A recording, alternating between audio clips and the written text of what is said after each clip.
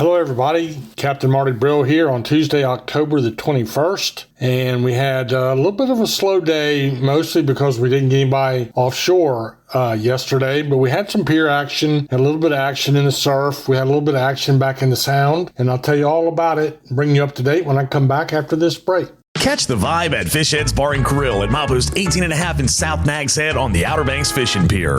Open through the Thanksgiving weekend, we are the Outer Banks hotspot for oceanfront dining and all the good times. Kick back with 40 beers on tap, a wide selection of wine and sake cocktails, and the famous happy hour shrimp daily from 4 until 6. Weekends come alive with live music while our open-air pier setting offers unbeatable ocean views. Don't miss out. Your OBX adventure starts at fishheadsobx.com. Ready to enjoy the Outer Banks the way it was meant to be enjoyed? Then you're ready to take the whole family to Jeanette's Pier in Nags Head. Start with a walk on the 1,000-foot-long pier to watch the sunrise or a reel in the catch of the day. Some of the best fishing on the East Coast is right here at Jeanette's Pier. Plus, Jeanette's Pier plays host to various events throughout the year, including professional surfing events. For the best day you'll have on the Outer Banks, go to Jeanette'sPier.net or give us a call at 252-255-1501. Jeanette's Pier, milepost 16.5, Nags Head. As I mentioned, we did not get an offshore fleet out. I was a little bit surprised. They got out on Sunday and they had okay fishing, small fleets, not a lot of boats out. Of course, we're getting to be that time of year a little bit, but they had some decent dolphin or mahi fishing, scattered wahoo for both fleets, Oregon Inlet and Hatteras, a few blackfin tunas, and I did not see much in the way of yellowfin tunas. We did have a couple of blue marlin caught on Sunday. We mentioned that. Jeff Ross on the Obsession catching and releasing 2 blue marlin, but they were laid in yesterday. So we'll have to see what happens for today. We'll keep an eye on that and report in once they get back to the dock. Pier fishing, there are some big red drum. There are some puppies. They're really drum in all sizes. But there were some big ones. Jeanette's Pier really had a nice, it had 44-incher, 46-incher, 48, and a 50. All a 50-inch red drum, that's a big fish to pull in off the end of a pier. 67 degrees water temperature. And then for those that weren't out on the end of the pier looking for the big drum, they were like most of the piers up and down the Outer Banks. They had croakers, sea mullet, and bluefish to keep everybody occupied looking for some pan frying fish, or just anything that you could keep for that matter. And I did mention that several of the piers had drum that were in the slot, so that's a really good thing, meaning that they were within that range where you can keep one per person.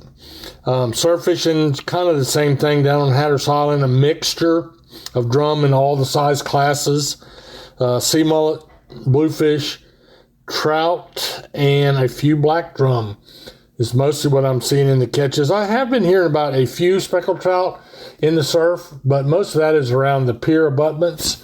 That's always a good place to fish for a speckled trout. And those sloughs, I'm talking about if you're fishing off of the beach. But that was pretty much about it. There's not anything to write home about in today's fishing report, but we'll take a little break. I'll come back and tell you about where there is a good speckled trout bite when we come back to talk about the backcountry. Fishing Ocracoke is the ultimate lifetime dream for a lot of people. Captain Ernest with Gecko Sport Fishing and the Drum Runner can help you achieve that dream to the fullest. Whether you're looking to go offshore for tuna, mahi, and billfish, or inshore for puppy drum, speckled trout, and more, Gecko Sport Fishing and the Drum Runner can go from 2 feet to 2,000 feet of water. Full day, half day, and evening trips are available. Call Captain Ernest at 252-921-0095. Gecko Sport Fishing and the Drum Runner. Make your Ocracoke fishing dream a reality. So in the backcountry, there's still a good speckled trout bite going on, and that's widespread. We did have some boats back at Hatteras, and they had good speckled trout fishing, mixed puppy drum. There's a few sheephead caught and a few bluefish. More into the middle part of the sound, we had a good speckled trout bite over here, over my way, which is Hyde County way. I'd probably be strung up if I gave away too many details, but you guys know where I'm talking about. You get out there off Longshore, look around a little bit, you'll find them. Decent speckled trout bite, and that is one of those things that's going to require a boat. I did not hear much in the last couple of days of the wade fishing. That has been a pretty decent bite on Roanoke Island. I've been hearing little bits and pieces of that trickling back to me, but you know how that goes. There's nowhere you're going to go and be guaranteed that you're going to catch them every time. So we get hot and cold spells just like they do in the offshore fishing. And so I would say this is the prime time for wade fishing around Roanoke Island. I don't care where you're at on Roanoke Island. And also keep in mind there's lots of places on the backside of Hatteras Island and Ocracoke Island, but back of the tri-villages on Hatteras Island, actually just north of them, are a couple Park Service access areas. And you go down there, the water temperatures are still in the mid-60s, so you really don't have to have waders, although you could wear them if you want. But right now you can still get away with old tennis shoes.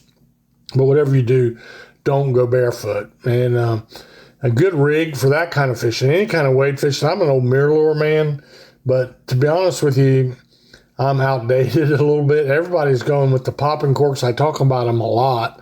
The popping cork mimics a predator fish chasing a bait, and any local tackle shop can show you how to rig one up, which is where they shine, teaching you the know-how. It's free. There's no extra charge for that. They can rig you up and sell you the gear to rig up a popping cork and a grub head and a grub to go on the back of it, or whatever you want to put on the back of it, really. That's one thing. And also, right now, our local tackle shops, most all of them have the fresh mullet that you're really going to need to do this drum fishing that's so popular.